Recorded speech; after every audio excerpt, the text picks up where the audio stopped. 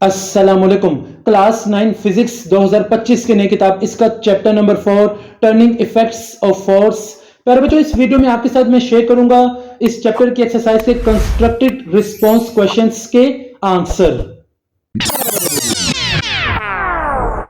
4.1 A car travels at the same speed around two curves with different radii। एक car travel कर रही है same speed से with different radii.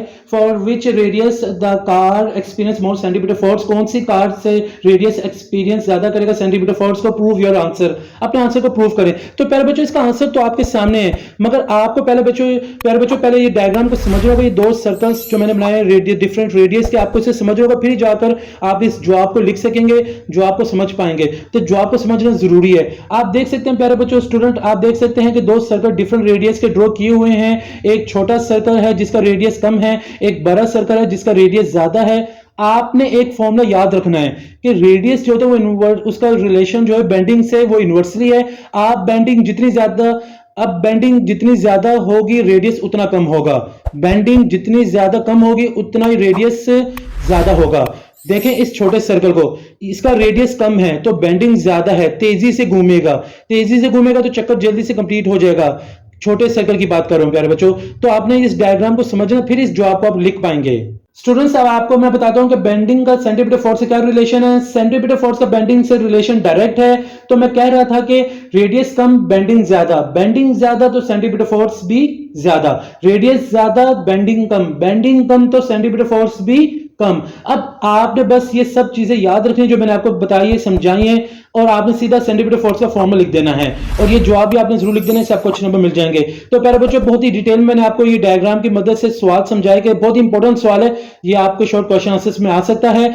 सवाल का जवाब है the car experiences more centimetre force on the curve with smaller radius. ऐसी कार जिसका रेडियस कम होगा उसका सेंटीमीटर फोर्स भी ज्यादा होगा। इसके बाद आपने सेंटीमीटर फोर्स का फॉर्मूला लिख देना है, Fc = mv²/r। फिर आपने प्यारे बच्चों दो सर्कल ये डायग्राम ला देने हैं, फिर r इनवर्सली 1 ओवर बेंडिंग, फिर bending directly proportion to Fc centimetre force. तो मैंने आपको डिटेल में समझा दिया, उम्मीद करता हूं आपको समझ आ गई होगी। ये पहला सवाल आपका यहां कंप्लीट हो जाता है। 4.2 A ripe mango does not normally fall from the tree, but when the branch of the tree is shaken, the mango falls down easily. Can you tell the reason?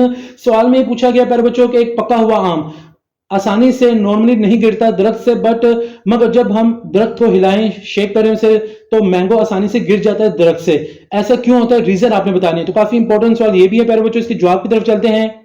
The mango on the branch of tree does not fall due to inertia is at the branch is at rest and mango also at rest।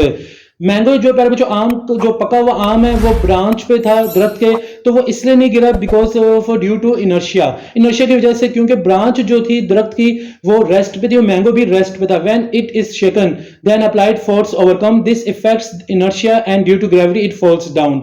जब जाहिर सी बात है दरख्त को हिलाया गया तो प्यारे बच्चों उसके ऊपर फोर्स अप्लाई की गई, this effect inertia and due to gravity it falls down. इसकी वजह से प्यारे बच्चों inertia and due to gravity it falls down, फिर जो पका हुआ आम है वो आसानी से नीचे गिर जाता है।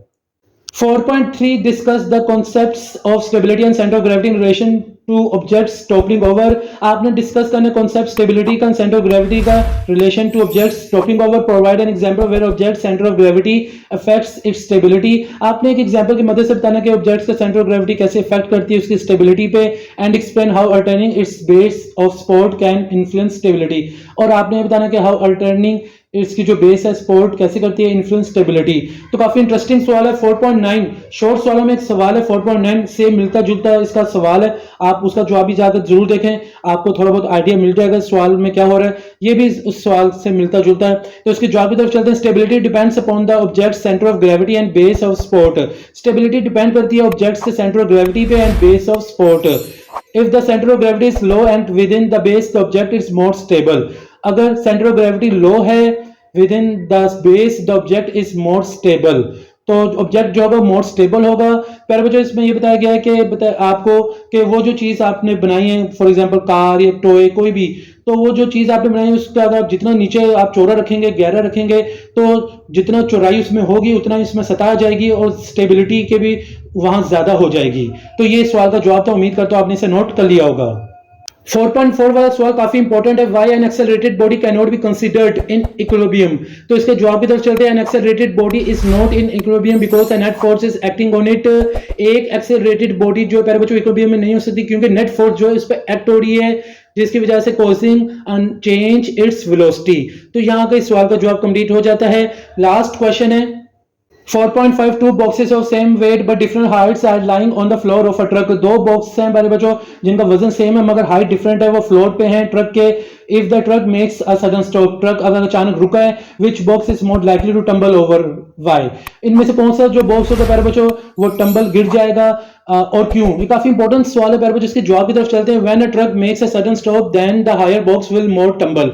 जो जब ट्रक ने अचानक स्टॉप हुआ यानी ब्रेक लगाई है तो हायर जो बॉक्स होगा उसके ज्यादा चांसेस प्यारे बच्चों गिरने के, as the higher box has high centre of gravity. जो हायर बॉक्स है उसके जो पास है उसकी हाई सेंटर ऑफ ग्रेविटी है and it is less stable as compare to the shorter box. छोटे बॉक्स के मुकाबले प्यारे बच्चों मगर लेस स्टेबल है। तो ये है मेन रीजन जिसकी वजह से प्यारे बच्चों हायर बॉक्स से गिरने के ज्यादा चांसेस है। उम्मीद करता हूं आपको सवाल समझ आ गया होगा और आपने इसका जवाब भी लिख लिया होगा। तो प्यारे बच्चों यहाँ पे इस चैप्टर के कंस्ट्रक्टिव रिस्पांस क्वेश्चंस कंप्लीट हो जाते हैं। उम्मीद करता हूं आपने सब सवालों के जवाब लिख लिए होंगे। एक नई वीडियो में आपसे फिर मुलाकात होगी। मुझे इजाजत दें। जज़ाकल्लाह।